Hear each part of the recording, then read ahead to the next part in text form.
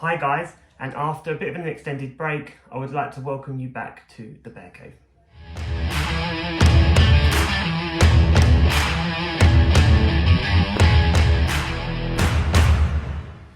So after the home tumble drill series, I was thinking really hard about what the next thing could be.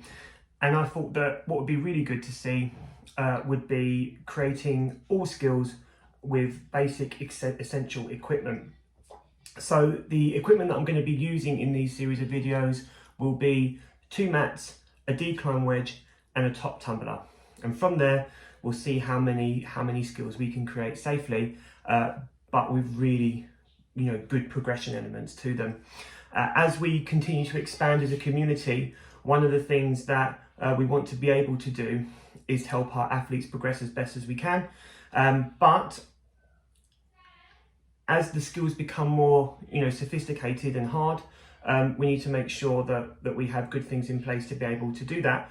And equipment and having equipment is going to be the way to go. So to kick off this series, I thought I would start with kind of like the rite of passages for new cheerleaders or cheerleaders who have come late to the sport. So we'll start with the bridge kickover and the back walkover.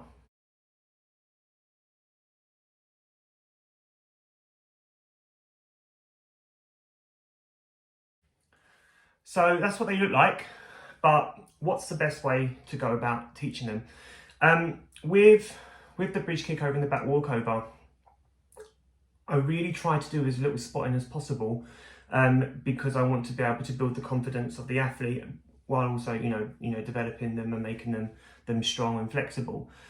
So this is the approach that I've been working, and I'm a little bit indebted to lockdown really for this, because it really helped me think about how I could improve the way I could teach bridge kickovers and back walkovers, and this is what I came up with. So for this, you will need just 2 mats, and you should be able to take them from beginning level of learning both skills all the way through to be able to perform in the skills on the floor. So let's take a look. In this drill, the athlete is learning the beginning process of how to drop for a back walkover and for a bridge, but also learning to keep their head very still, extending their arms as much as they can, while also squeezing their bottoms really tight so that they can hold their weight when they are performing the skill.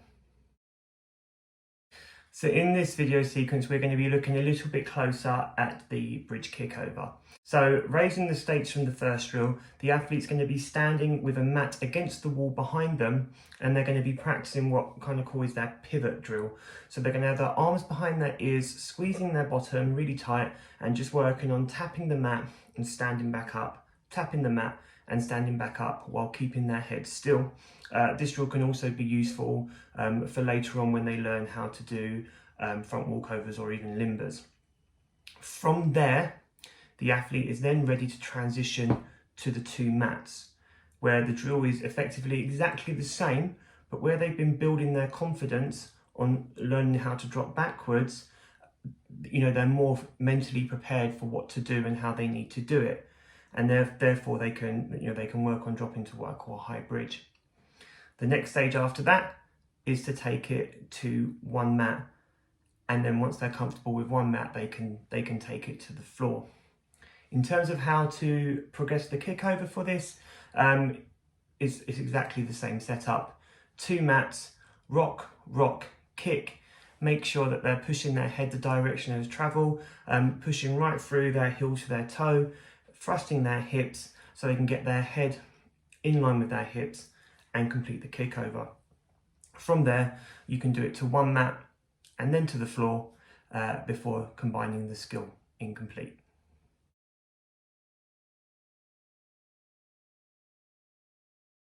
So as you can probably see from the video so far, my approach to this is kind of less is more. So the approach to transitioning from bridge kickover to back walkover is effectively exactly the same.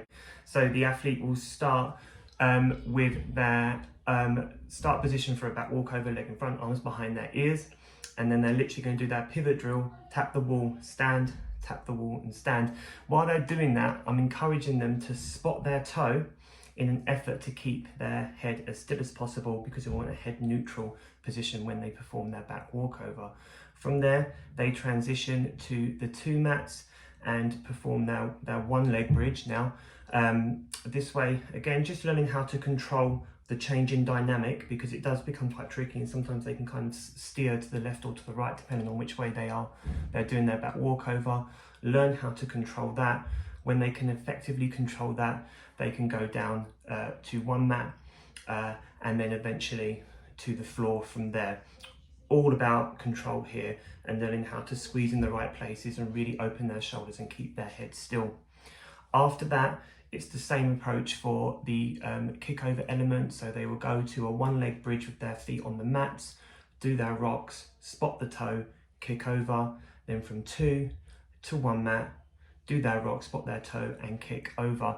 The final thing, which is a little bit different here in the way that I teach the back walkover to the bridge kickover, is that I create a decline from the mats. I prefer to use decline mats just simply because they're a little bit softer and the athletes tend to be a little bit less intimidated by them. But I also think it makes them work a little bit harder when they perform the skill. And with this one, I don't tell them to kick over to begin with, but generally speaking, kind of gravity does its thing, and they kind of end up going, doing the kick over or sort of pushing through their leg, and it kind of happens organically. I've found that a particular approach a really good way to transition into the back walkover. So that's it, guys, how I would teach a bridge kickover and a back walkover using 2 mats. I hope you found the video useful, and I'll see you next time.